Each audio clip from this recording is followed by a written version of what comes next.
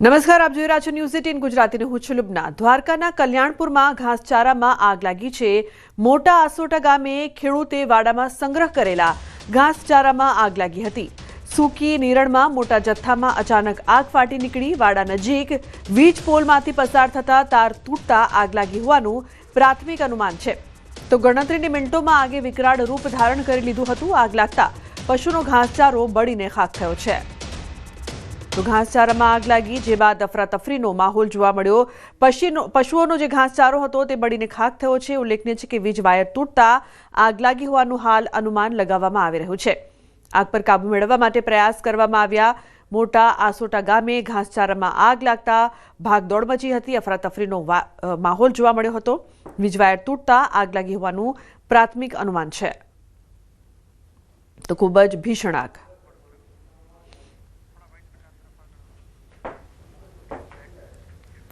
अन्य समाचार वडोदराथी सामे आवी रह्या छे। मधुनगर नजीक ताज गार्डन रेस्टोरंटमां रात्रे भीषण आग लागवानी घटना बनी छे। जोत जोतामां आखो रेस्टोरंट बळीने खाक थयुं छे। सदनसीबे कोई जानहानीना समाचार नथी। फायर फाइटर द्वारा रात्रे ज આગને કાબૂમાં લેવામાં આવી છે। રેસ્ટોરન્ટમાં આગ લાગતા વિસ્તારમાં ભયનો માહોલ સર્જાયો હતો। આગ લાગવાનું કોઈ ચોક્કસ કારણ સામે નથી આવ્યું। રેસ્ટોરન્ટમાં ફાયર સેફટીના સાધનો હતા કે કેમ તે તપાસનો વિષય છે।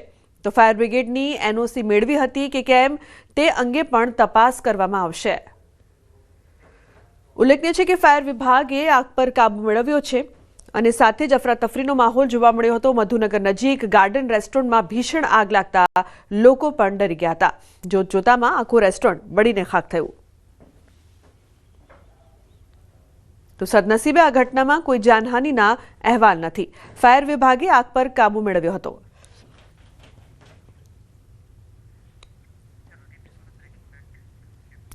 બીજી તરફ સુરતમાં લુખ્ખા તત્વોની દાદાગીરી વધી રહી છે। ઉધનામાં યુવક પર જાહેરમાં ચપ્પુ મારીને હુમલો કર્યો।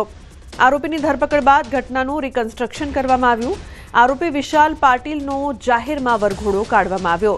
ઉધના ગાંધી કુટીર ખાતે આવેલા આટા ચક્કી બહાર આ ઘટના બની હતી। 15 નવેમ્બરના રોજ ઉભેલા યુવક પર જીવલેણ હુમલો કરાયો હતો।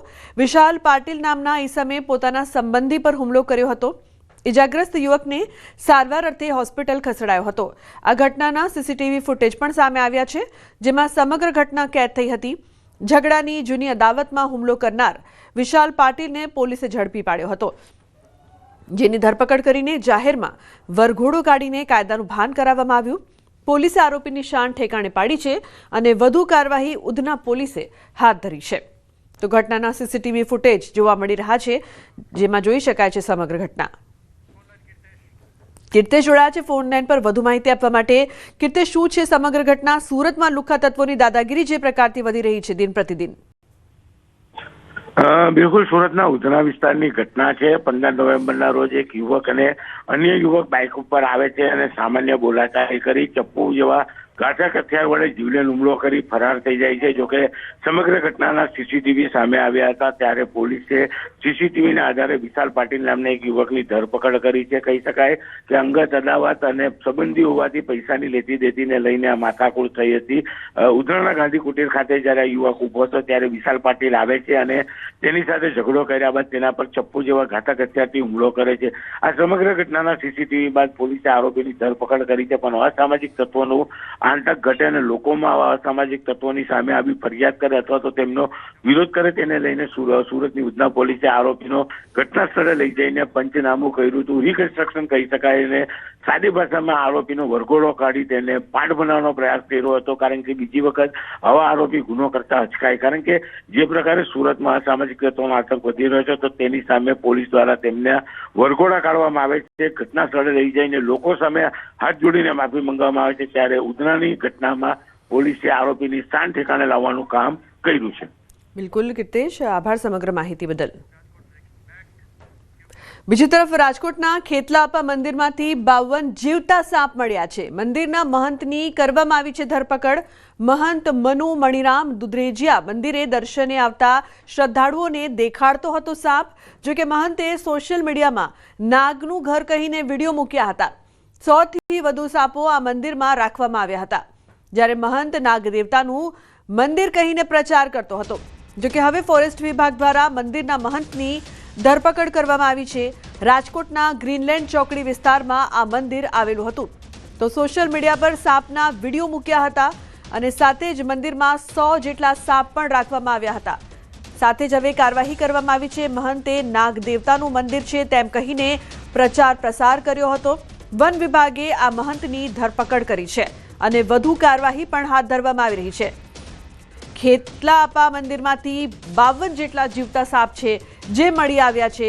આ મંદિરને જે પ્રકારથી નાગદેવતાનું મંદિર કહીને આ સાપ રાખવામાં આવતા મહંતની ધરપકડ કરવામાં આવી છે। મહંત મનુ ભક્તોને આ સાપ દેખાડતા હતા।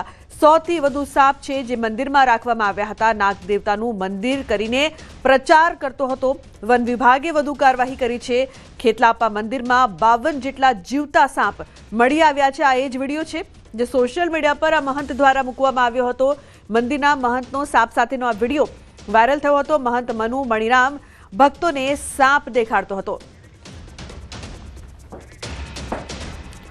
તો સંવાદદાતા હાર્દિક લાઈવ જોડાય છે વધુ માહિતી આપવા માટે। હાર્દિક, આપ અત્યારે મંદિરમાં જ ઉપસ્થિત છો અને મંદિરમાં 100 થી વધુ સાપ રાખવામાં આવ્યા હતા।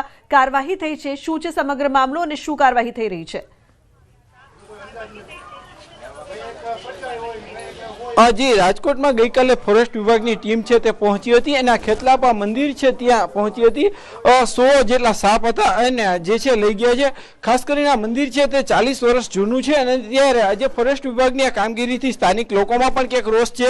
આપણે સ્થાનિક લોકો સાથે વાત કરીશું। શું તમારો રોષ છે અને ગઈકાલે ફોરેસ્ટ વિભાગની ટીમ આવી હતી તો ક્યારે આવી?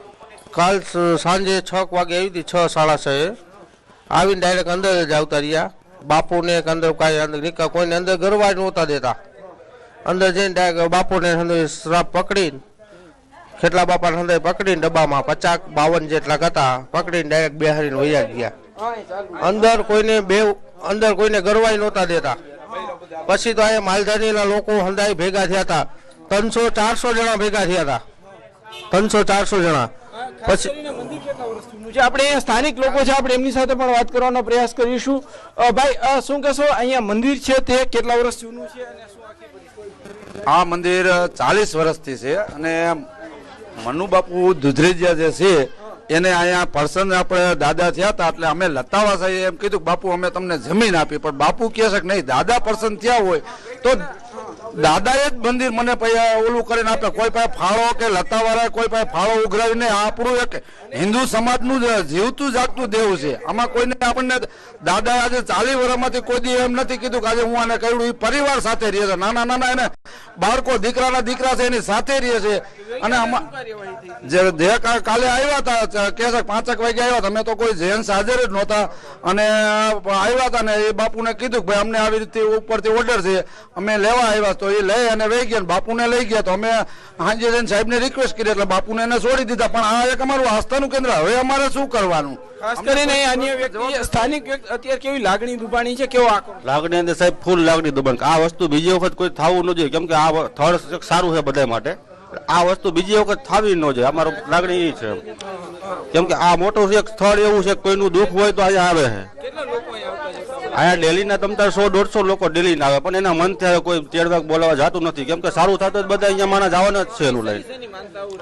કોઈ પણ ગમે તે માનતા, હા તાવ છે, શરદી છે, ઉધરસ, પણ ગમે તે કોઈ પણ વસ્તુ હોય ને અહીંયા સારું થઈ જાય છે એમ નામ એની લાગણી માટે। આર્યા અહીંયા બહેનો છે, આપણે એમની સાથે પણ વાત કરવાનો પ્રયાસ કરીશું। અહીંયા મહિલાઓ છે તે એમાં મહિલાઓમાં પણ આક્રોશ જોવા મળી રહ્યો છે। ભાઈ, ખાસ કરીને આ જે છે અહીંયા ખાસ શેની માનતાઓ ચડાવવામાં આવતી? માનતા એટલે કોઈ બીજું કોઈ માનતા નહીં, નારિયેલ આપણે ગમે એની માનતા રાખી, નારિયેલની આપણું કામ થઈ જાય।